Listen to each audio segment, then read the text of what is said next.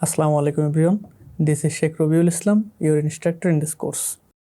তো আজকে আমরা আলোচনা করব স্ট্রাকচারাল মেকানিক্স নিয়ে। এখন আমরা পীড়ন সম্পর্কে জানব। আমাদের স্ট্রাকচারাল মেকানিক্সে বহুল ব্যবহৃত একটি টার্ম হচ্ছে পীড়ন বা স্ট্রেস। স্ট্রেসটা কি? Basically stress is defined as the reaction force per unit area, অর্থাৎ বস্তুর প্রতি একক ক্ষেত্রফলে উদ্ভূত প্রতিরোধকারী বলকেই পীড়ন বলা হয়। আমরা যখন কোনো একটা পদার্থের উপর বল প্রয়োগ করি তখন সেই পদার্থটা যদি ব্যর্থ না হয় অর্থাৎ ফেল না করে তাহলে পদার্থটা ওই সমপরিমাণ বলকেই কী করে? প্রতিরোধ করে। তো এই যে প্রতিরোধ করে, তো আমরা বাহ্যিকভাবে যে পরিমাণ বল প্রয়োগ করি ঠিক একই পরিমাণ বল পদার্থ তার নিজের অভ্যন্তরীণভাবে একই পরিমাণ প্রতিরোধ বল প্রয়োগ করে। তো পদার্থের প্রতি একক ক্ষেত্রফলে এই উদ্ভূত প্রতিরোধকারী বলকেই বলা হয় পীড়ন বা স্ট্রেস। স্ট্রেসকে সাধারণত ইংরেজি বর্ণমালার এস অক্ষর দ্বারা প্রকাশ করা হয়। আমরা যদি দেখি গাণিতিকভাবে,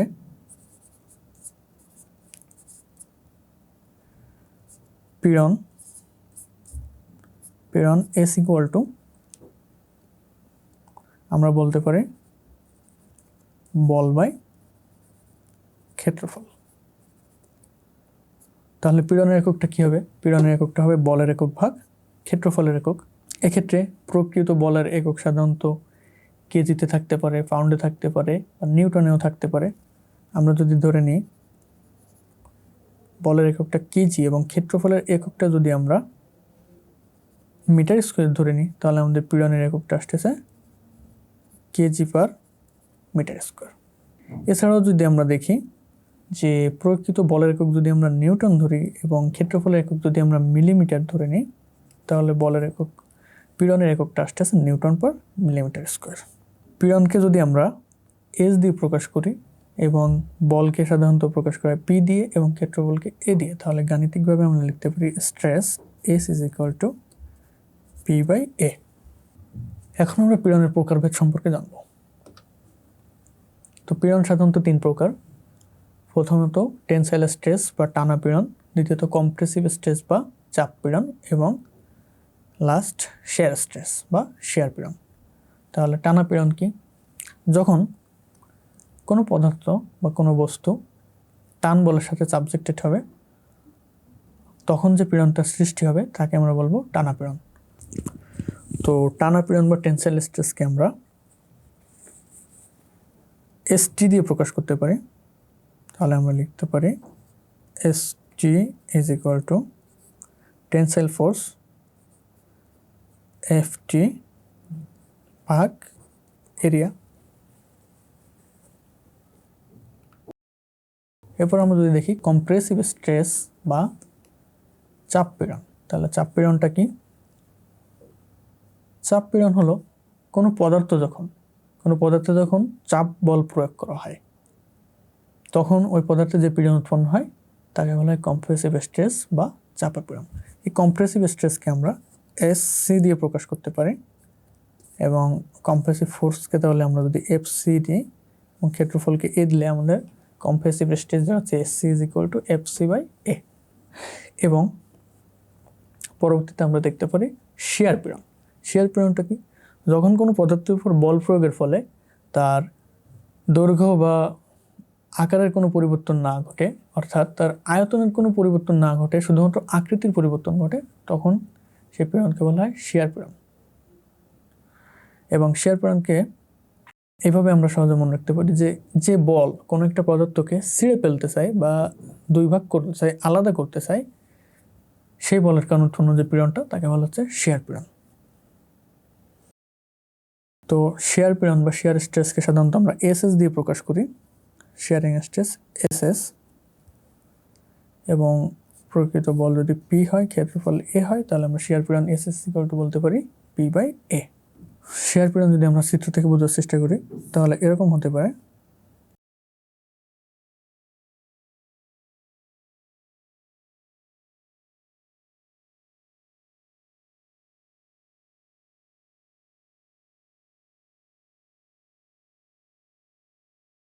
অর্থাৎ আমরা যদি একটা পদার্থে এভাবে বল প্রয়োগ করি তাহলে যদি ওই বস্তুটার আকারের কোনো পরিবর্তন না হয়, অর্থাৎ আয়তনের কোনো পরিবর্তন না হয়, শুধুমাত্র আকৃতির পরিবর্তন হয়, তাহলে তখন আমরা তাকে বলতে পারি যে শেয়ার পীড়ন। এরপর আমরা তাপীয় পীড়ন সম্পর্কে জানবো। তাপীয় পীড়ন বা থার্মাল স্ট্রেস।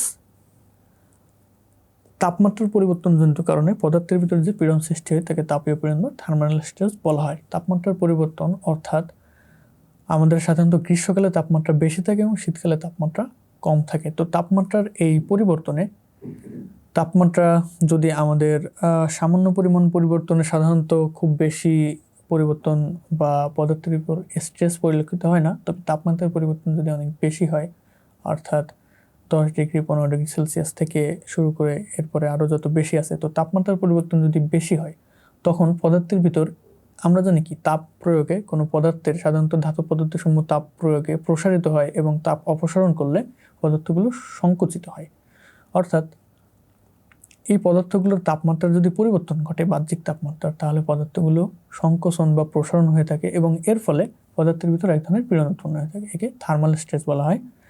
এবং তাপীয় পীড়নকে আমরা তাপীয় পীড়নের কারণে যে দৈর্ঘ্যের যে পরিবর্তনটা হয়, এই পরিবর্তনটাকে আমরা এল দিয়ে প্রকাশ করতে পারি। তাহলে আমাদের তাপীয় পীড়নের কারণে দৈর্ঘ্যের পরিবর্তন এল সমান সমান লিখতে পারি আমরা alpha L into del T, যেখানে আমাদের আলফাটা হলো কোএফিসিয়েন্ট অফ থার্মাল এক্সপেনশন বা তাপীয় প্রসারণ সহগ,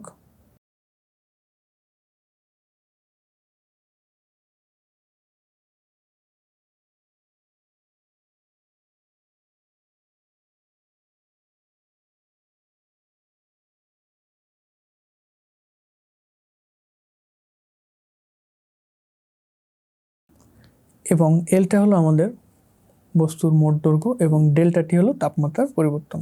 ডেল্টাটিকে আমরা লিখতে পারি টি মাইনাস টি নট বা পরিবর্তিত তাপমাত্রা মাইনাস আদি তাপমাত্রা।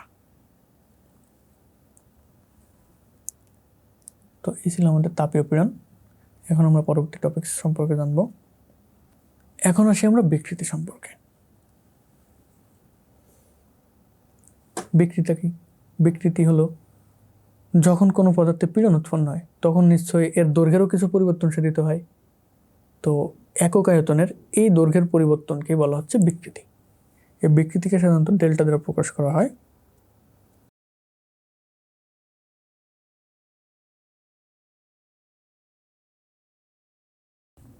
আমরা দেখি যদি এল দৈর্ঘ্যের একটা বস্তুতে, যদি আমরা এল দৈর্ঘ্যের একটা বস্তুতে চিত্রাংশে বল প্রয়োগ করি,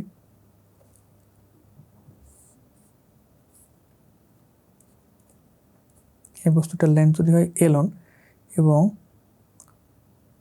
আমরা যদি এই বস্তুটাতে নিচের দিকে একটা পি বল প্রয়োগ করি, তাহলে এই বস্তুটার দৈর্ঘ্য কিছুটা বৃদ্ধি পাবে এবং দৈর্ঘ্য বৃদ্ধি পাওয়ার সাথে সাথে কী হবে, আমাদের প্রস্থচ্ছেদের ক্ষেত্রফল কিছুটা হ্রাস পাবে। তো আমাদের পরিবর্তিত দৈর্ঘ্য যদি হয় L2, তাহলে দৈর্ঘ্যের যে পরিবর্তন সেই পরিবর্তনটুকুকে আমরা ডেল এল বলতে পারি। তাহলে আমাদের বিকৃতিকে যদি আমরা ডেল দিয়ে প্রকাশ করি, তাহলে আমরা জানি কি বিকৃতি সমান সমান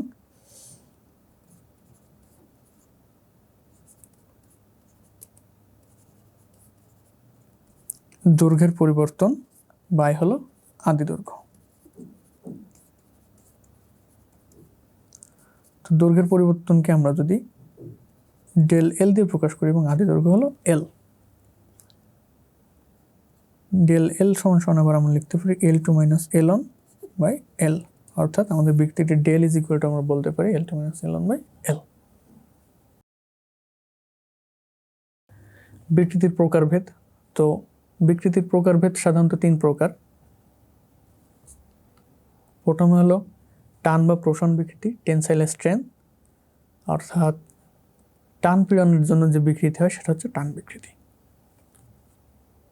এরপর আসতেছে চাপ বিকৃতি বা কম্প্রেসিভ স্ট্রেন, যেটা অর্থাৎ চাপ পীড়ন কারণে যে বিকৃতিটা সংঘটিত হয় সেটা হচ্ছে চাপ বিকৃতি। এবং এরপর আসছে শেয়ার বিকৃতি বা শেয়ার পীড়নের জন্য যে বিকৃতি সংঘটিত হয় সেটাকে বলা হচ্ছে শেয়ার বিকৃতি।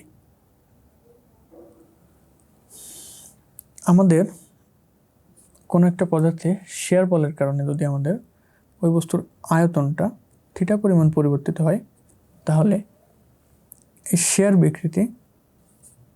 বিকৃতিকে আমরা বলতে পারি del S is equal to tan theta, এবং এই পরিমাণ পরিবর্তনকে, ডিসপ্লেসমেন্টকে যদি আমরা ওয়াই দিয়ে প্রকাশ করি এবং এটার হাইটকে যদি আমরা এক্স দিয়ে প্রকাশ করি, তাহলে আমরা লিখতে পারি যে tan theta is equal to Y by X, অর্থাৎ শেয়ার ব্যক্তিটি del S is equal to আমরা লিখতে পারি ওয়াই বাই এক্স। ঠিক আছে, আমাদের আজকের ক্লাস এই পর্যন্তই। আশা করি আমরা সবাই ক্লাসটি ভালোভাবে বুঝতে পেরেছি।